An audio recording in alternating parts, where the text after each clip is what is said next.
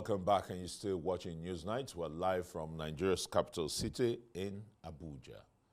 The police command in Abuja says it has deployed intelligence officers to Banex, an electronics and telecommunications gadgets market in Abuja, Nigeria's capital city, following a conflict that ensued between soldiers and some traders on Saturday.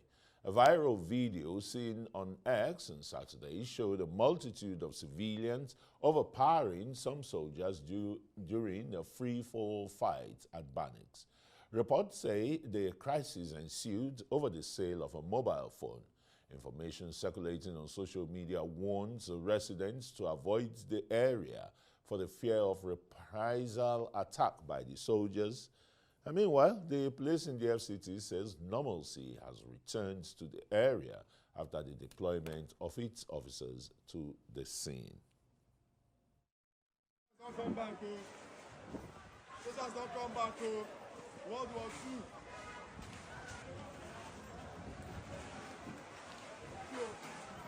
Where did they come from? Hey, see you. Jesus! They go turn here to duty. On Monday, they go turn here to duty. They come back. You see this one? Take can't play.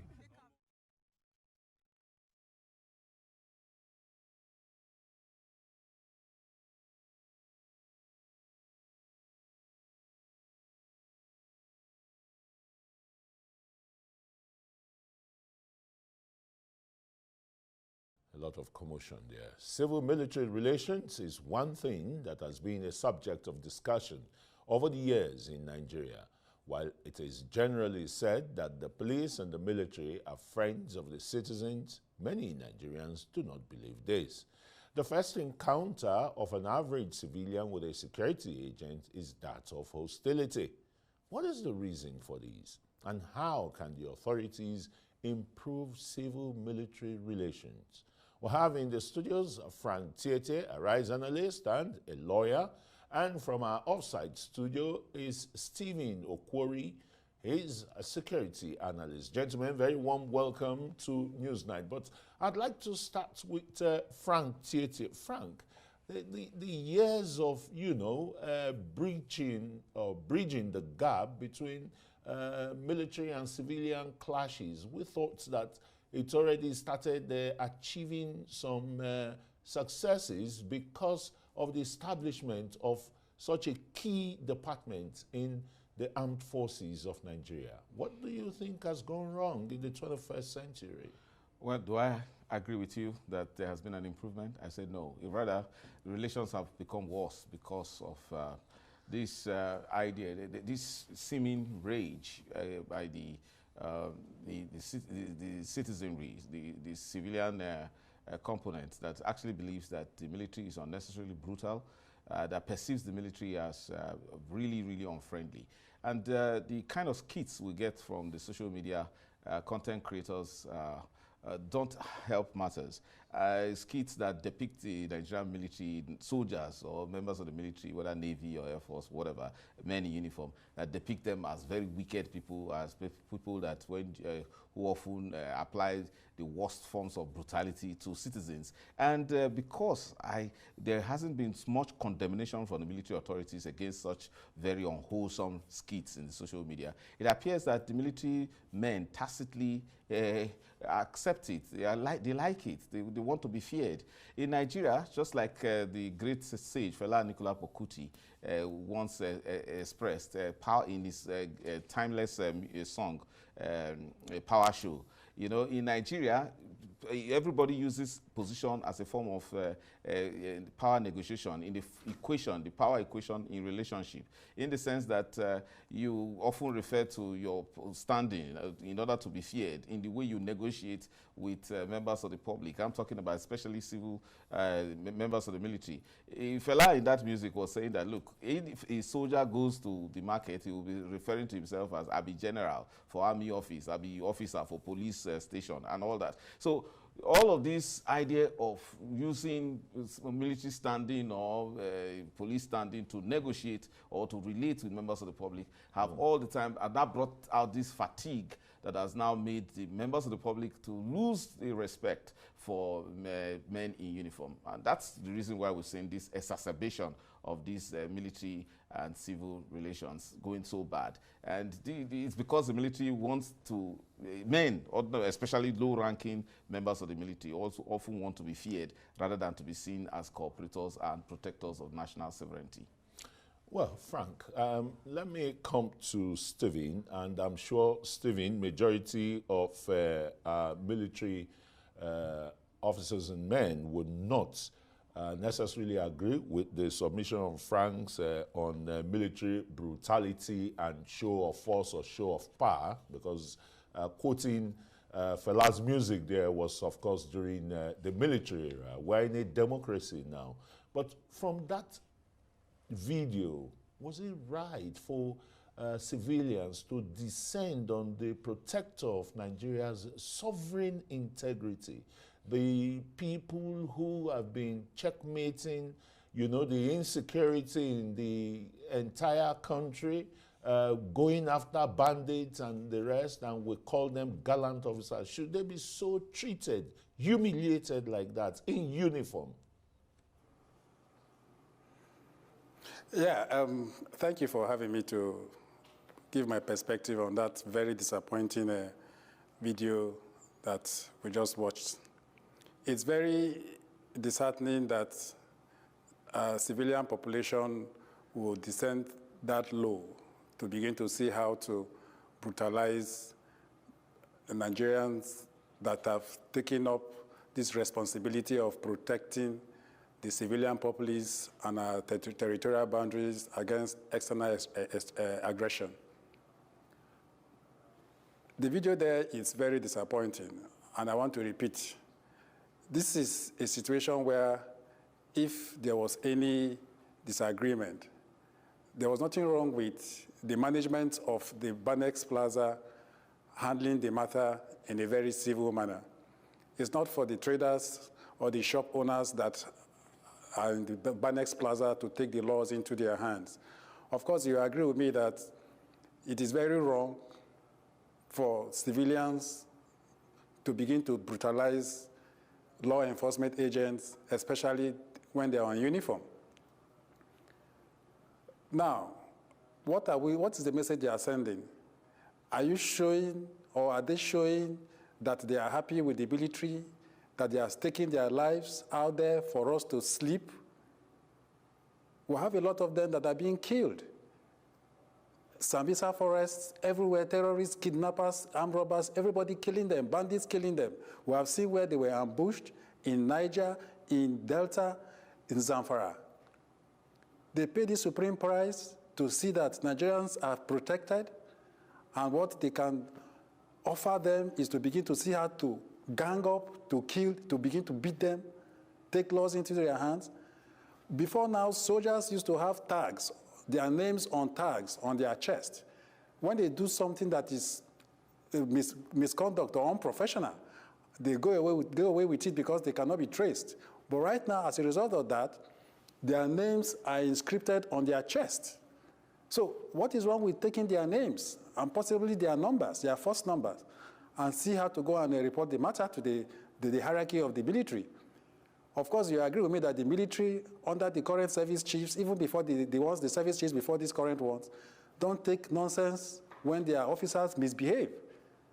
Just yesterday, 2 police officers that fought each other somewhere in Edo State were dismissed because the video came up on the social media and the police hierarchy got to see the video. So the laws that the traders took into their hands, for me, is very uncalled for. The civil-military relationship, the military, if you ask me, are doing their very best to see that there's a robust relationship between the military and the civilian populace. Why am I saying this? We have seen where the military have dovetailed into humanitarian services by providing free medical service, providing some social basic amenities like hospitals, boreholes, providing potable waters for the civilian populace. to benefit from. So I think this is a way that the military are trying their best to see that there's a robust relationship between the military and the civilian populace.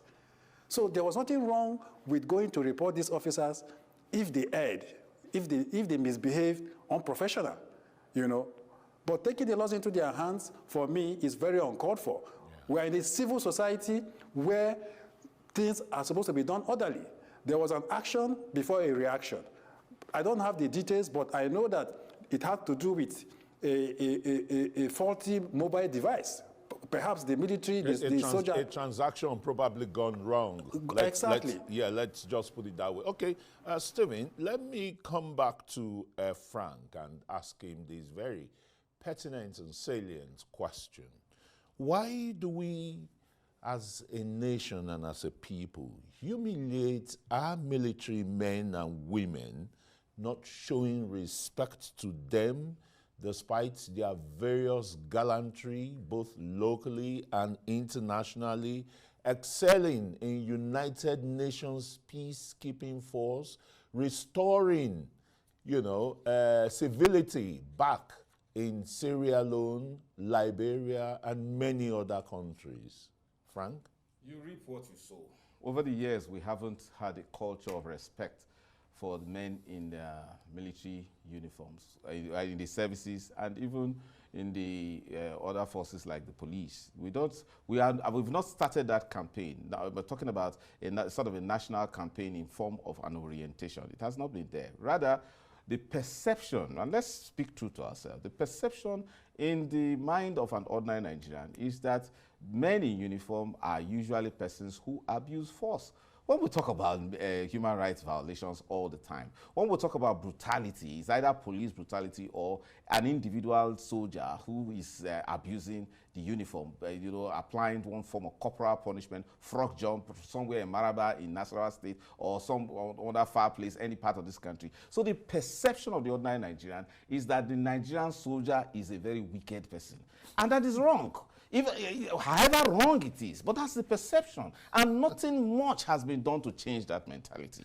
And what really annoys me, I cannot emphasize this enough. I don't want to mention the names of those content creators. The way they abuse the military all the time, the way they use the fact that you slap army, you are dead. What kind of thing is that? Yeah, really? So let's get the point. The point is this.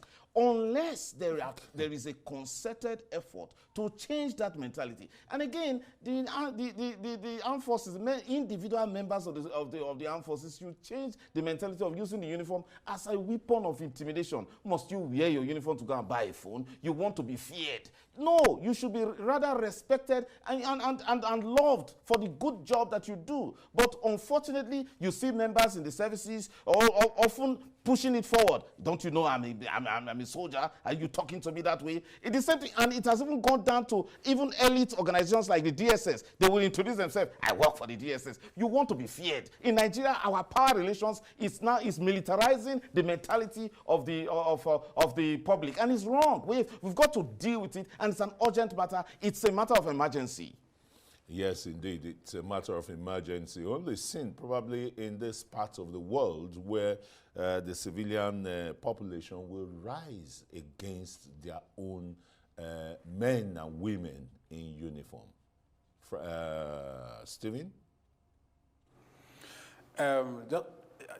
Just the way I said in my opening remarks, it's very unfortunate that we have found ourselves in this situation where respect that is supposed to be accorded to our military officers or personnel is not being seen. Because I cannot just imagine a gang-up where our officers are being treated in that manner. Now, I think just the way Frank has said, the perception is that each time they come in situations like that, the civilian populace see them as if they want to come and intimidate them. Meanwhile, their responsibility to see that the civilians populace are protected, against perceived enemies and all that. But I think that if the ideal thing was done, if the right discussions or conversation were had, we wouldn't have seen what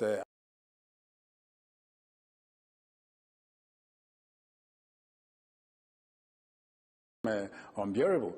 Well, but you see, the fact of the matter is that the military officers or personnel are first of all human beings before they are now seen as military officers. And forget that they have gone through some kind of trainings and all that, you know, in the defense of this country, the civilian populace.